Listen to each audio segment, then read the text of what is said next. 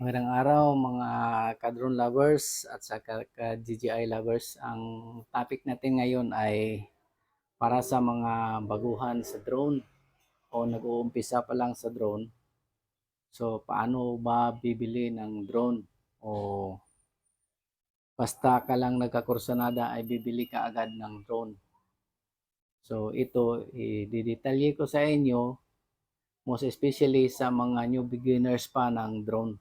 Kasi mamaya baka masayang ang pera nyo. Pero kung mahilig ka magsunog ng pera, so walang problema, wala namang mag kung sinong mag-ano sa iyo kung halimbawa gusto mong bumili ng mamahaling drone, kung sakaling masira 'yon, so nasa iyo na 'yon. So walang problema, pero sa mga saka pa lang nag-uumpisa sa drone at saka budget meal lang yung pera, so wag yung biglain. So ganito 'yon. So dapat kung halimbawa nag-uumpisa ka pa lang sa drone at saka hindi mo pa kabisado maghawak ng joystick, ito joystick to.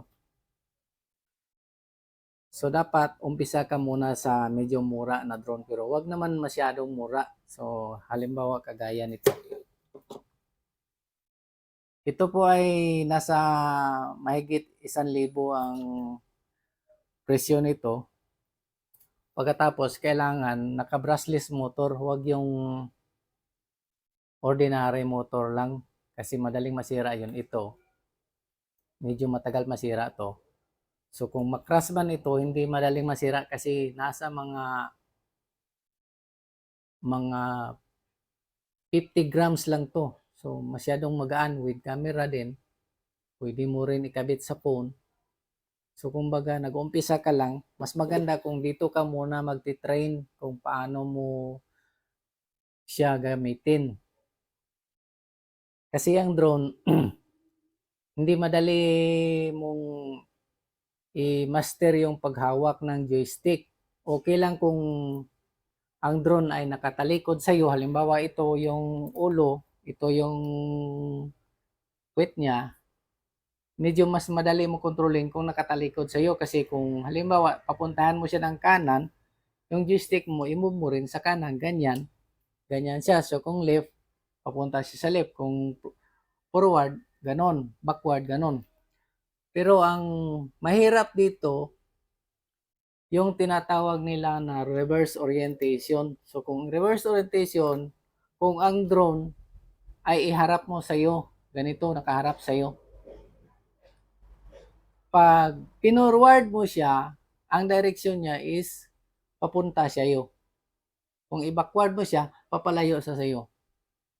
Pagkatapos kung i-move mo yung joystick niya sa left, instead na pupunta siya sa left, baliktad sa kanan siya papunta.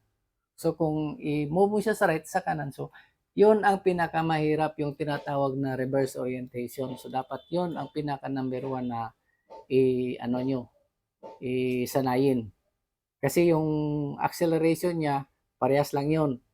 Accelerate up and down, okay na yun. Pero yung movement ng left and right, forward and back, pagbaliktad, baliktad rin ang paghawak nyo. So dito, kung nag-uumpisa ka pa lang, kung sa akin lang, mas maganda nga dito ka muna mag-start kasi kung sakali man masisira to, hindi masakit sa bulsa kasi nasa mahigit 1,000 lang to. Pagkatapos ang kadalasan masisira nito pag bumagsak, ito ra yung mga propeller niya, mura lang to. Nasa 150 pesos lang yung mga ano niya, yung mga isang set niya. So hindi masakit sa bulsa. Kung sakaling medyo maayos na yung paghawak mo ng drone, pwede ka na mag-upgrade. Pwede ka dito. Ito ay nagwo-worth ng nasa 10 to 12,000. Maganda na rin to siya. 4K na rin yung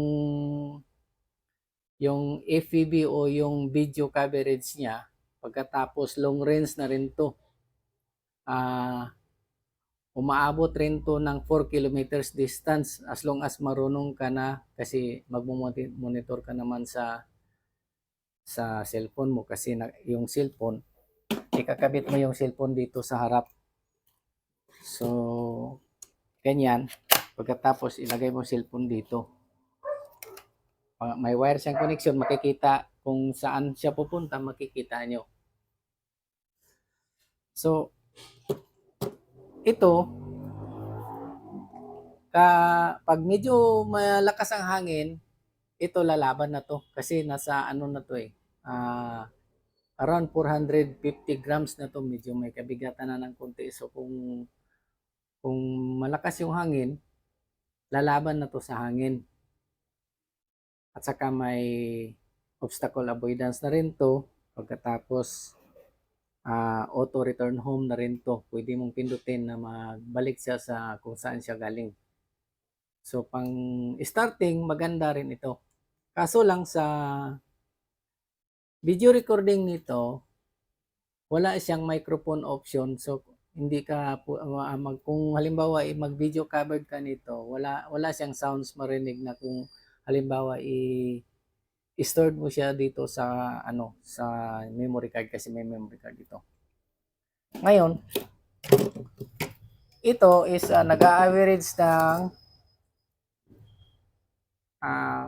15 to 20,000 depende sa combo. Kung may mga additional battery, yun umaabot ng almost 20,000. Ito ay model ng SGRC. Bago na rin to. 4K din. Pagkatapos, ang model nito is F22S 4K. Ito pala ay S155 na drone. Ginagamit ko rin to na S155 na drone. So, kung gusto ko na may video, yung video niya ay may audio, ito yung ginagamit ko, kasi doon sa phone, mayroon siyang option na i-on mo yung microphone habang nagpapalipad ka, pwede ka magsasalita kung ano ang sasabihin mo sa area na kinaka-covered mo na footage. So ito, okay na rin to sa mga mga start vlogging. Ang napakaganda nito, mayroon siyang obstacle avoidance, pagkatapos auto return home. Kung sakali pinalipad mo to ng malayo, pagkatapos na wala sa signal yung kanyang remote control, ang napakaganda nito, kusa siyang uuwi kung saan siya galing. So hindi mo na kailangan ipipindutin kung saan yung i-maneuver. Uuwi lang siya ng sarili niya. Kung sakaling naka-adapt na ng signal dito, mamomonitor mo na to dito, kasi nakakabit naman yung phone mo dito. Kaya madali siyang i-maneuver. Kung sakali naman na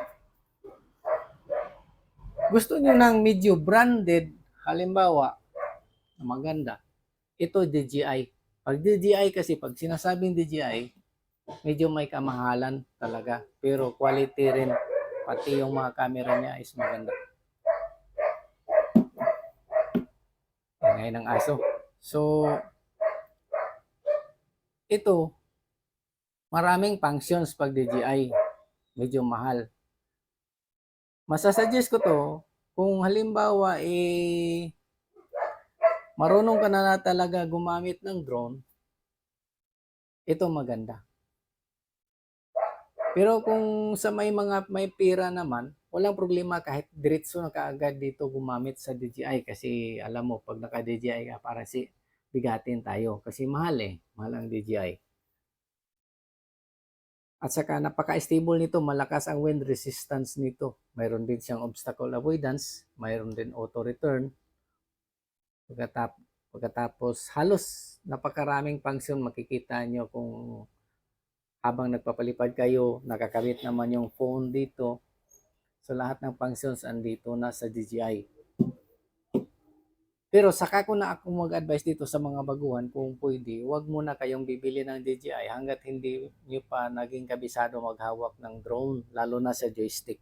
Kasi ito, pag bumagsak ito, baka ito yung cause na mawalan kayo ng gana na humawak ng drone. Kasi pag nasira, mahal magpaayos nito. Okay lang kung mayroong malapit na nang aayos ng drone dito. Okay lang.